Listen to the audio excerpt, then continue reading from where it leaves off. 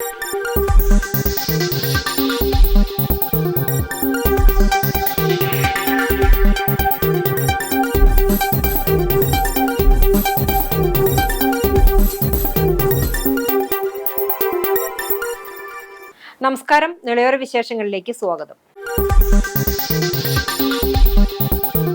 Thiruvananthapuram Kasaragod silver line പദ്ധതി റദ്ദാക്കിയെന്ന് മുഖ്യമന്ത്രി VD. Satheesan. പദ്ധതിയുമായി ബന്ധപ്പെട്ട എല്ലാ വിജ്ഞാപനവും റദ്ദാക്കിയെന്ന് മുഖ്യമന്ത്രി വി.ഡി. സതീശൻ അറിയിച്ചു. ഭൂമി ഏറ്റെടുക്കൽ തീരുമാനം റദ്ദാക്കി. പോലീസ് കേസുകൾ പിൻവലിക്കാനുള്ള ശുപാർശയും സമർപ്പിക്കുമെന്നും മഞ്ഞക്കുറ്റി നീക്കം ചെയ്യാൻ റവന്യൂ വകുപ്പിന് നിർദ്ദേശം നൽകിയെന്നും മുഖ്യമന്ത്രി വാർത്താ സമ്മേളനത്തിൽ അറിയിച്ചു. മന്ത്രിസഭാ യോഗത്തിന് ശേഷം മാധ്യമങ്ങളോട് സംസാരിക്കുകയായിരുന്നു അദ്ദേഹം. വിഷൻ 2031 നടപ്പിലാക്കും. 100 ദിവസത്തെ കർമ്മ പദ്ധതി അടിയന്തരമായി ചെയ്യേണ്ട കാര്യങ്ങളുടെ ലിസ്റ്റ് തയ്യാറാക്കും. പത്മ പുരസ്കാരം ശുപാർശ സമർപ്പിക്കാൻ സമിതി നിർമ്മിക്കും. സിൽവർ ലൈനിനു പകരം സ്പീഡ് കോറിഡോർ, അതിവേഗ ഇടനാഴി എന്നിവയും പരിഗണനയിലുണ്ട്. പ്രായോഗികം അല്ലാത്തതുകൊണ്ടാണ് സിൽവർ ലൈൻ വേണ്ടെന്ന് വെച്ചതെന്നും UDF സബ് കമ്മിറ്റി പഠിച്ച വിശദമായ റിപ്പോർട്ടിന്റെ അടിസ്ഥാനത്തിലാണ് പദ്ധതി വേണ്ടെന്ന് വെച്ചതെന്നും സതീശൻ പറഞ്ഞു. PSC റാങ്ക് ലിസ്റ്റ് കാലാവധി നീട്ടി. 2026 ഓഗസ്റ്റ് 31-നകം കാലാവധി അവസാനിക്കുന്ന ലിസ്റ്റുകൾ നവംബർ 30 വരെ നീട്ടും. UDF പ്രകടന പത്രികയിലെ കാര്യങ്ങൾ വകുപ്പുകൾക്ക് വിഭജിച്ച് നൽകി. വന്ദേമാതരം മുഴുവൻ പാടിയത് ലോക്ഭവൻ നിർദ്ദേശപ്രകാരമാണ്. വന്ദേമാതരം മുഴുവൻ ആലപിക്കുന്ന കാര്യം അറിയില്ലായിരുന്നു. സംഘടിപ്പിച്ചത് രാജ്ഭവനാണ്. വേദിയിൽ വെച്ചാണ് ഇത് അറിഞ്ഞതെന്നും മുഖ്യമന്ത്രി പറഞ്ഞു. തിരുവനന്തപുരം കാസർഗോഡ് സിൽവർ ലൈൻ പദ്ധതി റദ്ദ് ചെയ്ത് ഉത്തരവ് പുറപ്പെടുവിക്കാനുള്ള തീരുമാനമുണ്ട്. പ്രസ്തുത പദ്ധതിക്കായി ഭൂമി ഏറ്റെടുക്കുന്നതുമായി ബന്ധപ്പെട്ട് പുറപ്പെടുവിച്ചിട്ടുള്ള എല്ലാ വിജ്ഞാപനങ്ങളും റദ്ദ് ചെയ്യാൻ തീരുമാനിച്ചു. ഡീനോട്ടിഫിക്കേഷൻ. നിരവധി വർഷങ്ങളായി ഈ ഭൂമി വിൽക്കാനോ വാങ്ങാനോ ഇതൊന്ന് പണയപ്പെടുത്താനോ മകളുടെ വിവാഹത്തിന് ഒരു ലോൺ എടുക്കാൻ പോലും പറ്റാതെ ഈ സാധാരണക്കാരായ ആളുകൾ മുഴുവൻ വിഷമിക്കുകയാണ്. സിൽവർ ലൈൻ സമരവുമായി ബന്ധപ്പെട്ട വിവിധ കോടതികളിലും പോലീസ് സ്റ്റേഷനുകളിലും ഒക്കെ നിലനിൽക്കുന്ന കേസുകൾ പിൻവലിക്കാൻ വേണ്ടിയിട്ടുള്ള കേസുകളുടെ സ്വഭാവം അനുസരിച്ച് അത് പിൻവലിക്കാൻ വേണ്ടിയിട്ടുള്ള ശുപാർശകൾ കോടതിയാണ് അത് അനുമതി നൽകേണ്ടത്. കോടതിയിലേക്ക് ഗവൺമെൻറ് അതിനുള്ള ശുപാർശ കോടതിക്ക് മുൻപാകെ നമ്മൾ സമർപ്പിക്കാൻ തീരുമാനിച്ചു. പിന്നെ പദ്ധതിക്ക് വേണ്ടി സ്ഥാപിച്ചിട്ടുള്ള മഞ്ഞക്കുറ്റികൾ അത് നീക്കം ചെയ്യുന്നതിന് റവന്യൂ വകുപ്പിന് നിർദ്ദേശം നൽകിയിട്ടുണ്ട്. ചാലിശ്ശേരി പട്ടാമ്പി റോഡ് നവീകരണത്തോടനുബന്ധിച്ച് റോഡരികിലെ വൈദ്യുതി പോസ്റ്റുകൾ നീക്കം ചെയ്യാൻ തുടങ്ങി. പഴയ കോൺക്രീറ്റ് ഇലക്ട്രിക് പോസ്റ്റുകൾക്ക് പകരം ഇരുമ്പ് വൈദ്യുതി പോസ്റ്റുകളാണ് പുതിയതായി സ്ഥാപിക്കുന്നത്. ചാലിശ്ശേരി പട്ടാമ്പി പാതയുടെ നവീകരണം പുരോഗമിക്കുന്നു. വീതികൂട്ടലും അഴുക്കുചാലുകളുടെ നിർമ്മാണവുമാണ് നടക്കുന്നത്. ഇതിന്റെ ഭാഗമായി റോഡരികിലെ വൈദ്യുതി പോസ്റ്റുകൾ മാറ്റി തുടങ്ങി. പഴയ കോൺക്രീറ്റ് വൈദ്യുതി പോസ്റ്റുകൾ മാറ്റി ഇവയ്ക്കു പകരം ഉയരം കൂടിയ ഇരുമ്പ് പോസ്റ്റുകളാണ് സ്ഥാപിക്കുന്നത്. ചാലിശ്ശേരി മുതൽ കൂറ്റനാട് വരെയുള്ള റോഡരികിൽ അഴുക്കുചാൽ നിർമ്മിക്കുന്നതിന്റെ ഭാഗമായി പാതയോരങ്ങളിലെ മരങ്ങൾ ആദ്യഘട്ടത്തിൽ മുറിച്ചു മാറ്റിയിരുന്നു. തൃശൂർ പാലക്കാട് ജില്ലാതിർത്തിയായ തണത്തറ പാലം മുതൽ എസ്റ്റേറ്റ് പടി വരെയുള്ള റോഡിലെ വലിയ മരങ്ങളെല്ലാം മുറിച്ചു മാറ്റി. മുലയമ്പറമ്പത്ത് ക്ഷേത്രം, ഖദീജ മൻസിൽ, എസ്റ്റേറ്റ് പടി എന്നിവിടങ്ങളിലെ ഭീഷണിയായ മരങ്ങളും മുറിച്ചു നീക്കിയിട്ടുണ്ട്. 63.79 കോടി രൂപയാണ് റോഡ് നിർമ്മാണത്തിനായി അനുവദിച്ചിട്ടുള്ളത്. വർഷങ്ങളായി ദുരിതമുണ്ടാക്കിയ വെള്ളക്കെട്ട് പ്രശ്നങ്ങൾക്ക് പരിഹാരം കാണുന്നതിനായി സമഗ്ര അഴുക്കുചാൽ സംവിധാനമാണ് ഇവിടെ നടപ്പാക്കുന്നത്. റോഡിന്റെ ഇരുവശങ്ങളിലും കോൺക്രീറ്റ് അഴുക്കുചാൽ നിർമ്മിക്കും. പട്ടാമ്പി കുളപ്പുള്ളി പാതയിൽ ഓങ്ങല്ലൂർ മഞ്ഞളുങ്ങലിലെ ഓവുപാല നിർമ്മാണവുമായി ബന്ധപ്പെട്ട് ഭാഗികമായി ഗതാഗത നിയന്ത്രണം ഏർപ്പെടുത്തി. കഴിഞ്ഞ ദിവസങ്ങളിലുണ്ടായ മഴയിൽ ഇവിടെ നിർമ്മിച്ച സമാന്തര റോഡിന്റെ വശം ഇടിഞ്ഞിരുന്നു.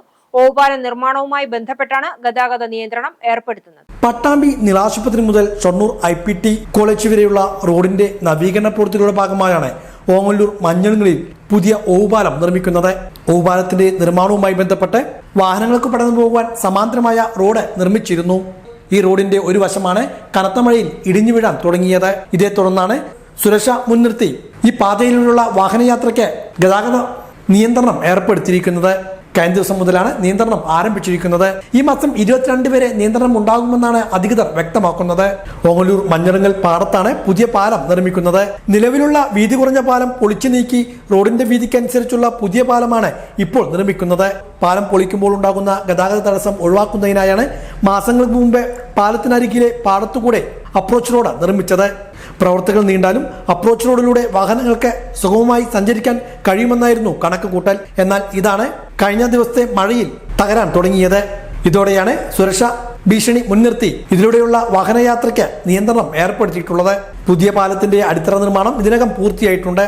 ഇരുഭാഗങ്ങളിലെ കോൺക്രീറ്റ് പ്രവൃത്തികളാണ് പുരോഗമിച്ചു വരുന്നത്. ഈ മാസം 22 വരെ നിയന്ത്രണം തുടരുമെന്നാണ് അധികൃതർ വ്യക്തമാക്കുന്നത്. കൊപ്പം അഭയം പള്ളം സ്മാരക വായനശാല ഏർപ്പെടുത്തിയ പള്ളം പുരസ്കാരം കെ സേതുമാധവന് സമ്മാനിച്ചു. ടി കെ നാരായണദാസ് പുരസ്കാരം വിതരണം ചെയ്തു. കൊപ്പം അഭയം പള്ളം സ്മാരക വായനശാല ഏർപ്പെടുത്തിയ പള്ളം സ്മാരക പുരസ്കാരമാണ് കഴിഞ്ഞ ദിവസം വിതരണം ചെയ്തത്. അഭയത്തിൽ നടന്ന ചടങ്ങിൽ CPM ജില്ലാ കമ്മിറ്റി അംഗം ടി കെ നാരായണദാസ് കെ സേതുമാധവന് പുരസ്കാരം സമ്മാനിച്ചു. അതൊന്ന് ഗൂഗിളിൽ കണ്ടുപിടിക്കാൻ വേണ്ടി കുട്ടികൾ പറഞ്ഞു. കുട്ടികൾ ഗൂഗിളിൽ തട്ടി അത് കണ്ടുപിടിച്ചു. നന്ദിരിയ എന്ന് പറഞ്ഞാൽ അത് അമ്പാന്റെ വീടാണ്.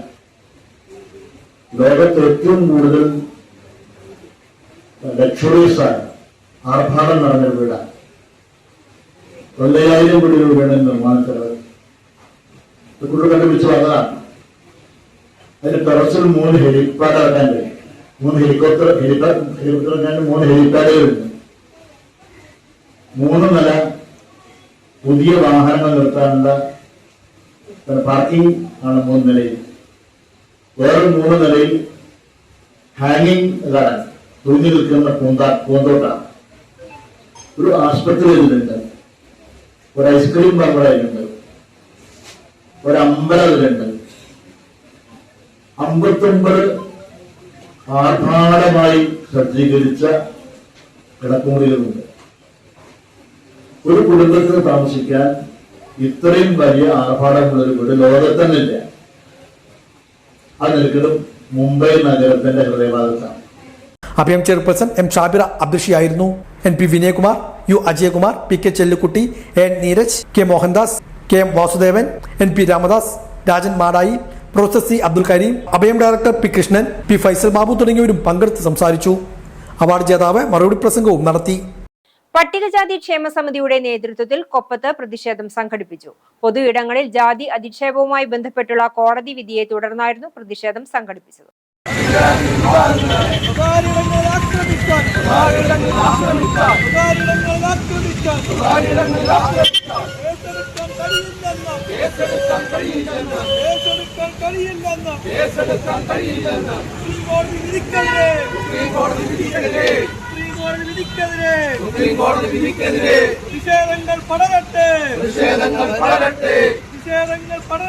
പൊതു ഇടങ്ങളിൽ ജാതി അധിക്ഷേപം നടത്തുന്നത് മാത്രമാണ് കുറ്റകരമെന്ന സുപ്രീം കോടതി 2 അംഗ ബെഞ്ചിന്റെ വിധിക്കെതിരെയാണ് പട്ടികജാതി ക്ഷേമ സമിതിയുടെ നേതൃത്വത്തിൽ കൊപ്പത്ത് പ്രതിഷേധ പ്രകടനവും ധർണയും നടത്തിയത്. നിരവധി പേർ ധർണയിൽ പങ്കെടുത്തു.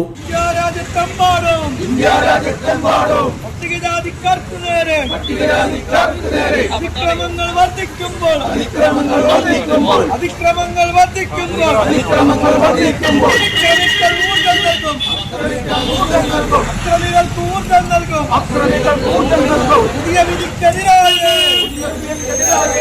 PKS area secretary P Shanmughan dharna ഉദ്ഘാടനം ചെയ്തു.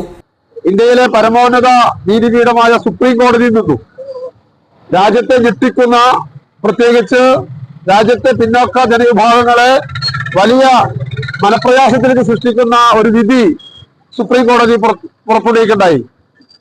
2021 ഡൽഹിയിലെ ഒരു കുടുംബത്തിലുണ്ടായ ഒരു വിഷയവുമായി ബന്ധപ്പെട്ടുകൊണ്ട് ആ വിഷയത്തിൽ അവിടുത്തെ ഹൈക്കോടതി വിധി പ്രസ്താവത്തിനെതിരെ സുപ്രീം കോടതിയെ സമീപിക്കുകയും സുപ്രീം കോടതി ആ കേസിന്റെ അടിസ്ഥാനത്തിലാണ് രാജ്യത്ത് ഇന്ത്യൻ ഭരണഘടന ഉറപ്പു നൽകുന്ന ഒരു നിയമമുണ്ട്. രാജ്യത്തെ ദളിത് പിന്നോക്ക ജനവിഭാഗങ്ങളെ പൊതു ഇടങ്ങളിലുമല്ല, എല്ലാ ഇടങ്ങളിലും എവിടെ വെച്ചാണെങ്കിലും അവരെ മാനസികമായോ ശാരീരികമായോ പീഡിപ്പിക്കുകയോ ആക്രമിക്കുകയോ ചെയ്താൽ ഇന്ത്യൻ ഭരണഘടന ഉറപ്പു നൽകുന്ന വകുപ്പ് പ്രകാരം അറസ്റ്റ് ചെയ്യാനും കേസെടുക്കാനും നിയമമുണ്ട്. എന്നാൽ സുപ്രീം കോടതി ഇപ്പോൾ ഇറക്കിയ ഉത്തരവ് പ്രകാരം പൊതു ഇടങ്ങളിൽ മാത്രമേ കേസെടുക്കാൻ പാടുള്ളൂ എന്നുള്ള ഒരു സ്ഥിതി വന്നിരിക്കുകയാണ്. ഇത് തീർത്തും ദളിത് ജനവിഭാഗത്തെ ആക്ഷേപിക്കുന്നതാണ്, അവർക്ക് വലിയ പ്രയാസമുണ്ടാക്കുന്നതാണ്. ഇത് ഭരണഘടനാ വിരുദ്ധമാണ്, ദളിത് വിരുദ്ധമാണ് എന്നാണ് PKSന്റെ അഭിപ്രായം. ഈ വിധിക്കെതിരെ രാജ്യത്തെ ഭരണകൂടം, രാജ്യത്തെ ഗവൺമെന്റ് സുപ്രീം കോടതിയിൽ അപ്പീൽ പോകണമെന്നുകൂടിയാണ് PKSന് അഭിപ്രായം പറയാനുള്ളത്. ഏരിയ എക്സിക്യൂട്ടീവ് അംഗം P ശ്രീനിവാസൻ അധ്യക്ഷനായിരുന്നു. ജില്ലാ കമ്മിറ്റി അംഗം T ഷാജി, KP മണികണ്ഠൻ തുടങ്ങിയവരും പങ്കെടുത്ത് സംസാരിച്ചു. കുനമുച്ചി ചൈതന്യ ക്ലബിന്റെ നേതൃത്വത്തിൽ സംഘടിപ്പിക്കുന്ന 52ാമത് ഫ്ലഡ് ലൈറ്റ് ഫുട്ബോൾ ടൂർണമെന്റിന് കുനമുച്ചി സെൻട്രൽ ഫ്ലഡ് ലൈറ്റ് സ്റ്റേഡിയത്തിൽ തുടക്കമായി. SMK തങ്ങൾ ഫുട്ബോൾ മത്സരങ്ങളുടെ ഉദ്ഘാടനം നിർവഹിച്ചു. ചൈതന്യ ക്ലബ് പ്രസിഡന്റ് ബിജു മംഗലം അധ്യക്ഷനായി. Thrithala block panchayat president PR Kunhunni, Chalissery panchayat president Ramla Veerankutty, Pattithara panchayat president Sasirekha തുടങ്ങിയവർ ചടങ്ങിൽ മുഖ്യാതിഥികളായി. 20 ദിവസത്തോളം നീണ്ടു നിൽക്കുന്ന ടൂർണമെന്റിൽ 16ഓളം ഫുട്ബോൾ ടീമുകൾ മത്സരിക്കും. വാർഡ് മെമ്പർമാരായ Savitha, Mansoor Vaikkath, Moythunni Kanikkarath, Sasi master, TK Mani, tournament committee convener Shoukath, Mustafa TK, Jaseer തുടങ്ങിയവർ സംസാരിച്ചു. GVHSS വട്ടേനാട് ഹൈസ്കൂൾ UP വിഭാഗങ്ങളിലായി HST ഗണിതം, HST natural science, HST Hindi, HST Arabic, HST physical science, UPST Arabic junior, office assistant, FTM എന്നീ ഒഴിവുകളിലേക്ക് നിയമനം നടത്തുന്നതിനായി അഭിമുഖം നടത്തുന്നു. 23-ാം തീയതി രാവിലെ 11 മണിക്ക് സ്കൂളിൽ വെച്ചാണ് അഭിമുഖം. ഇതോടെ നിലവിലെ വിശേഷങ്ങൾ സമാപിക്കുന്നു. നമസ്കാരം.